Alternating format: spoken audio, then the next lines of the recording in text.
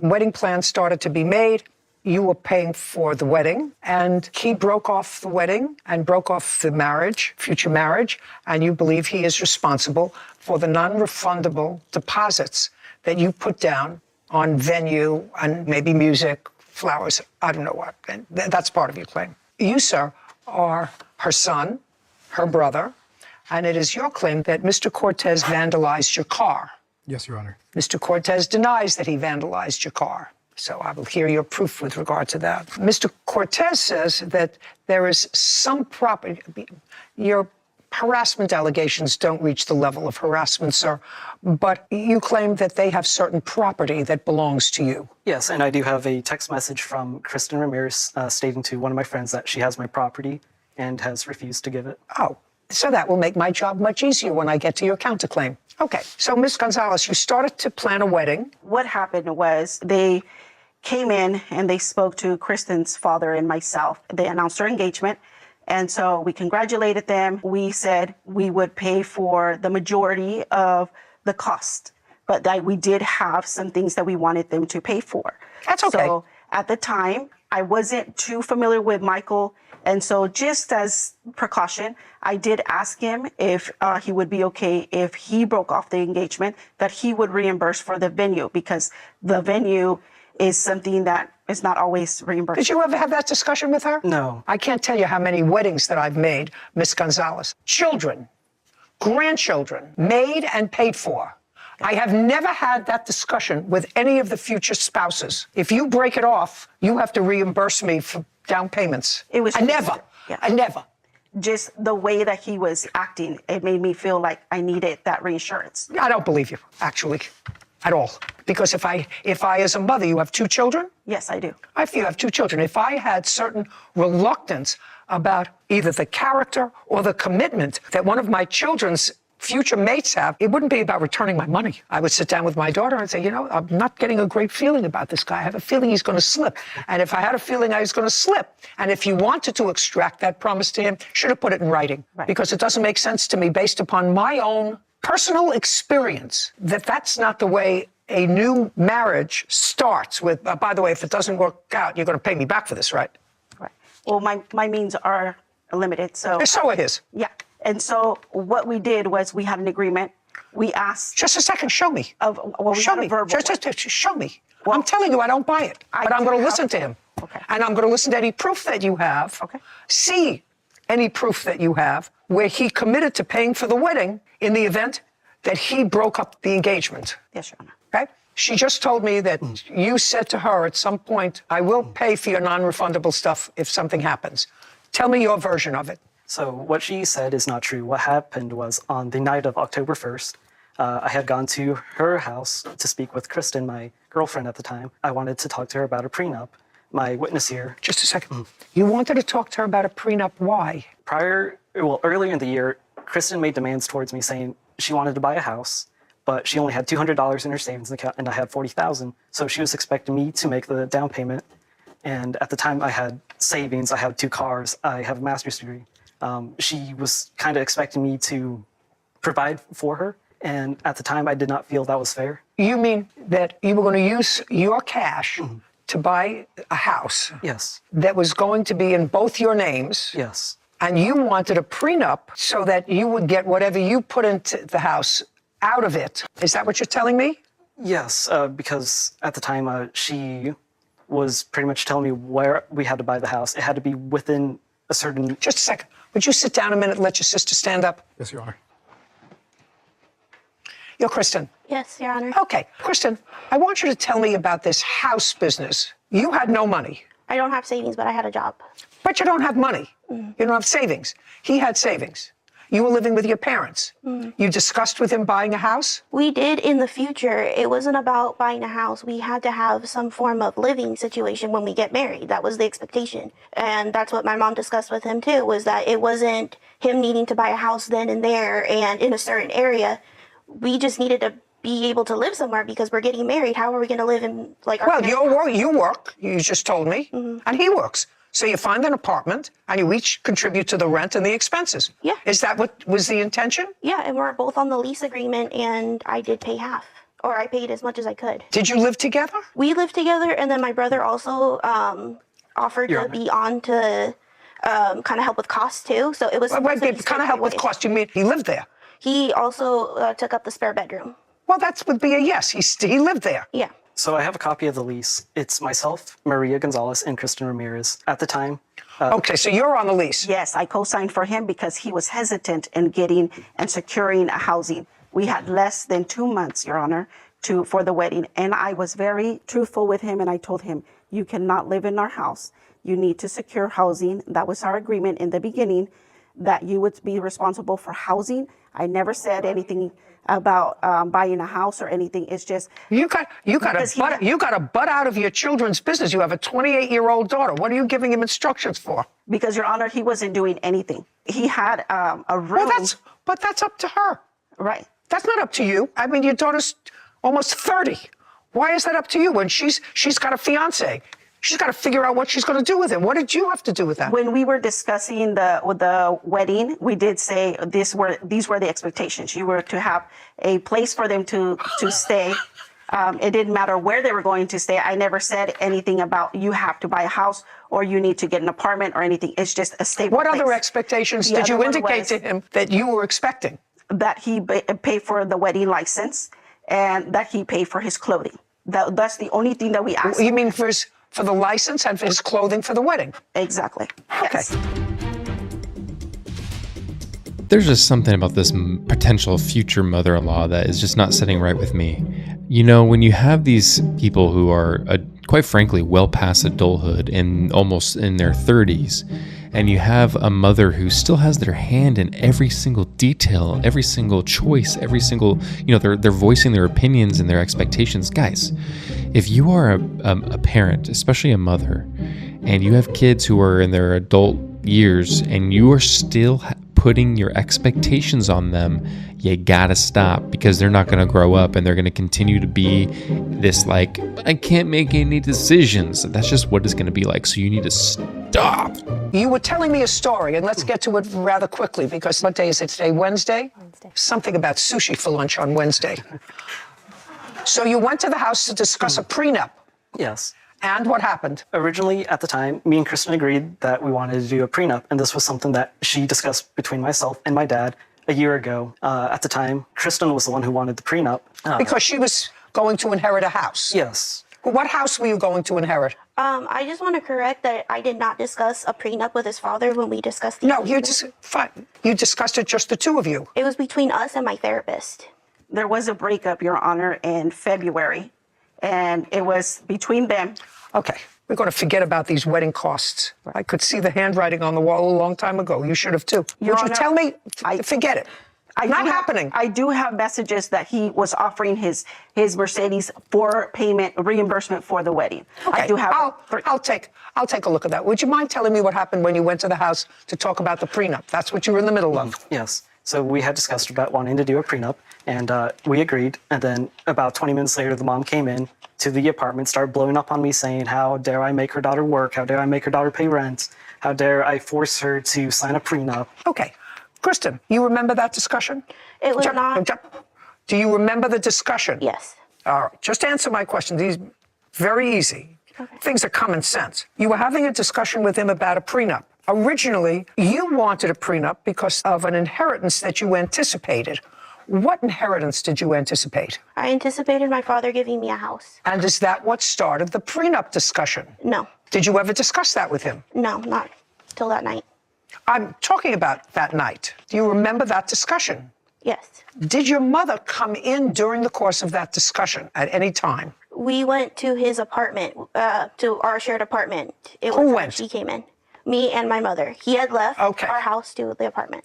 So he went to the apartment, and you and your mother went to the apartment. And do you recall what your mother was indicating to Mr. Cortez as regard to the expectations she had, or the two of you had, with regard to what he was going to do to take care of you? Yes.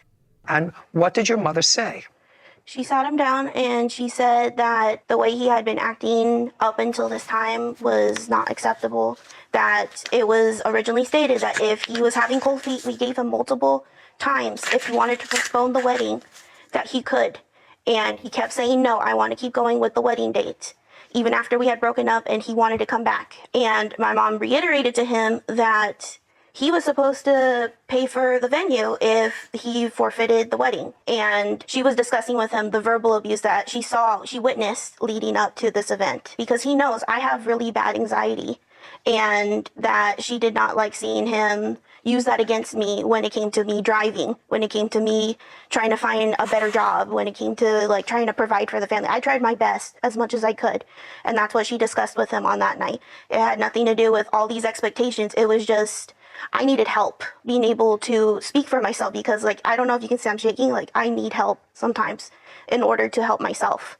And that's what she was here for. He wasn't buying it. Do you understand?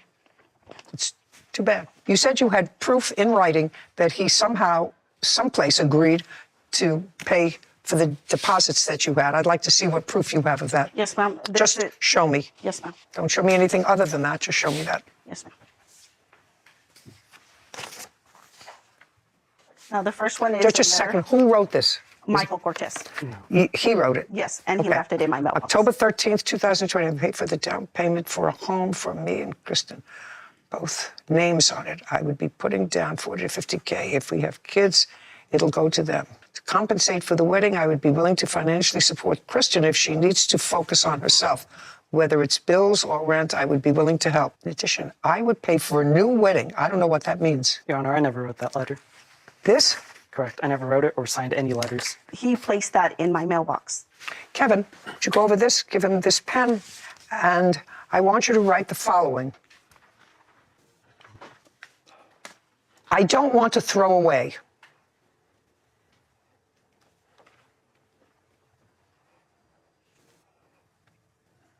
Okay, that's all.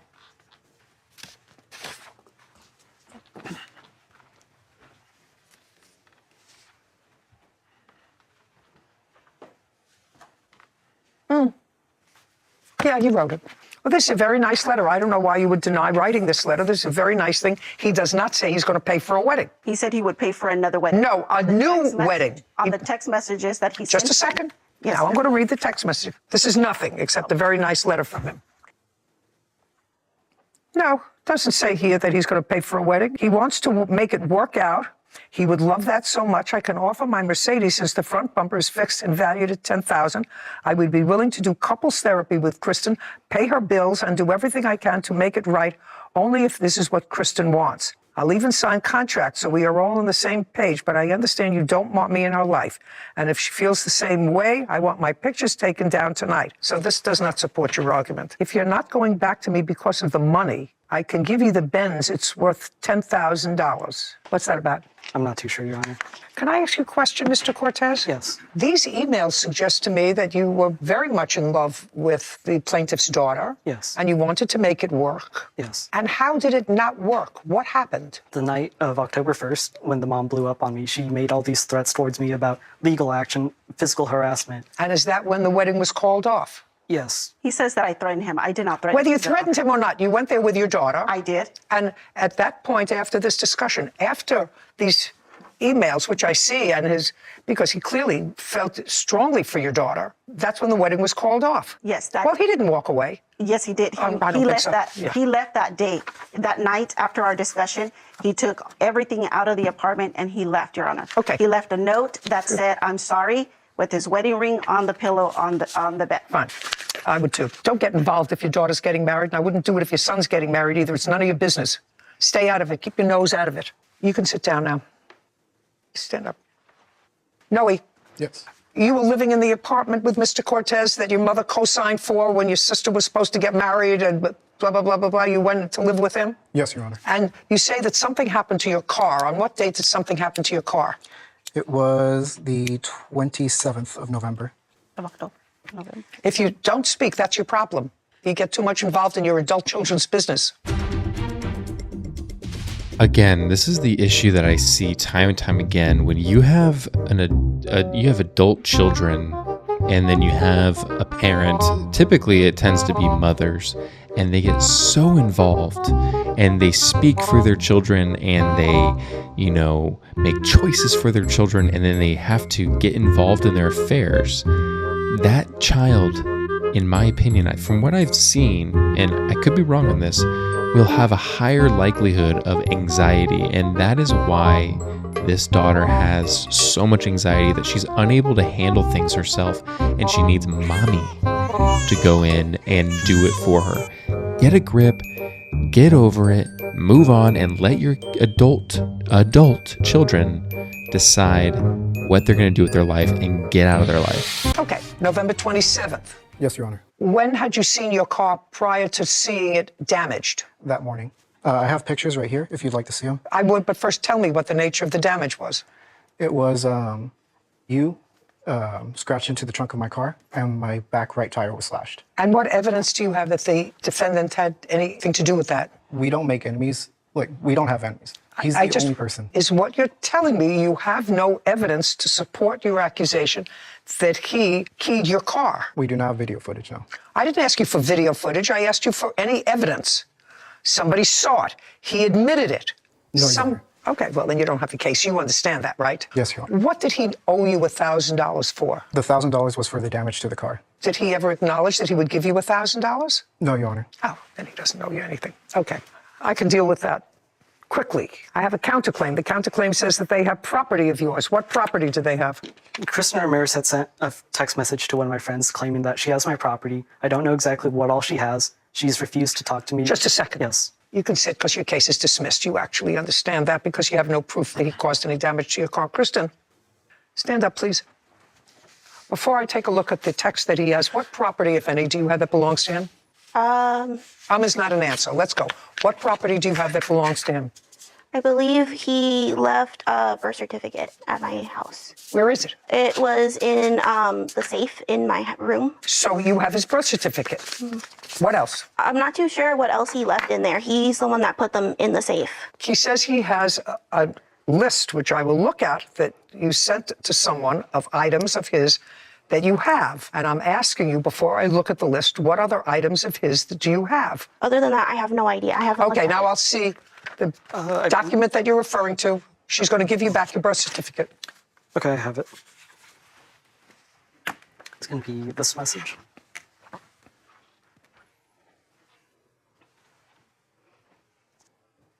So far, I don't see what it is. Right. It's not listed in there. She just acknowledges that she has my stuff. She kept it vague. She's going to give you back your birth certificate. It's sort of misleading, sir. Yes, Your Honor. Now we're going to get back to one other little thing that's gnawing at me before I finish this case. So with regard to your belongings, she's going to return to you within 5 days. Make sure it's sent and doesn't get lost in the mail. Do you understand? Yes, Your Honor. Any paper she has that's in your safe, including your birth certificate. Do you understand? Yes. Okay, fine. Now, I just want to get to this Mercedes-Benz. What was the Mercedes-Benz that you were offering for, sir? I can turn over the Mercedes-Benz. I want you to tell me something that I can believe. Your Honor, I'm not too sure. I do have a receipt from the wedding venue that I emailed. They said that even if she were to cancel, she is, they accommodate with rescheduling. So it's not like she's out of all her money. But she's just got to find another groom. I mean, she could always throw a birthday party. No, she can have another groom. You still haven't given me something that I believe with regard to the Mercedes-Benz. You mentioned it several times. To be honest, Your Honor, I'm not too sure. Okay. Well, you know, I usually don't like to split the baby in half, but it seems to me as if that there is some evidence that you agreed to participate in the event that something happened with the venue. And I don't necessarily think that you are 100% responsible for the breakup of this relationship. I think there was a lot of problems and interference on both sides. How much was the venue, the non-refundable venue, cost? $7,050. Okay. Mr. Cortez, Yes. while it's usually not my practice to leave anybody happy that comes into my courtroom, I like when everybody is miserable when they leave. Yes, Your Honor. But she had $7,000 worth of expenses as a result of this wedding, and I actually think that it's fair that you each pay half of that. So I'm issuing an order for $3,500 for the plaintiff. She's going to return all of your papers and documents that she has. This case is now over. This court is adjourned. The mom made all these threats and harassments towards me, and that's exactly why I left the wedding. He's not man enough to be my daughter's husband. This is a woman that I was going to spend the rest of my life with, and she let her mom ruin the relationship. I feel that God gave us a blessing in removing this piece of trash out of our lives. I want to move on with my life, so As long as I can get out of my hair, I'd be happy with that. There is someone better than for my daughter out. Do I think that this potential future mother-in-law, is evil? I don't necessarily know if she's evil. I think she just has issues where she can't relinquish control that she has over her adult children. And I think this is something that happens very commonly in mothers and fathers sometimes, but I feel like I've seen and heard so many stories of mothers doing this where they go through their own trauma themselves and experience some issues in the past themselves that lead them to needing to control the situation at all times because they feel like for some reason their kids cannot survive without them, which is so strange because they have fully grown adult children who are fully capable of taking care of themselves and figuring out what they need to do to make their life better. In this case, I think 100% it is the fault of the mother. I do not believe that he deserved to have to pay half of that venue, even if he decided that he would agree if he left to pay for it, because I don't believe that he would have left if she wasn't so crazy. I think that she had a problem where she wanted him out from the get-go. I don't think that he actually had a fighting chance in this relationship. And to be honest with you, the daughter didn't really fight for it either. She kind of let her mother decide for her what she wanted to do with her life. And that is a tell sign that she's not in a good place as an adult child. I think that at the end of the day, this court situation, Judge Judy was correct in some ways, but I also don't agree with her in a lot of ways. I do believe that this mother was fully 100% responsible and that she needed to pay for the venue because it is her fault that they broke up. And that is my opinion. But I want to know what you guys think. Let me know what your thoughts are on this. Please, I want to know who's right, who's wrong, and whose side do you take, because I think that there's two ways of looking at this. So let me know.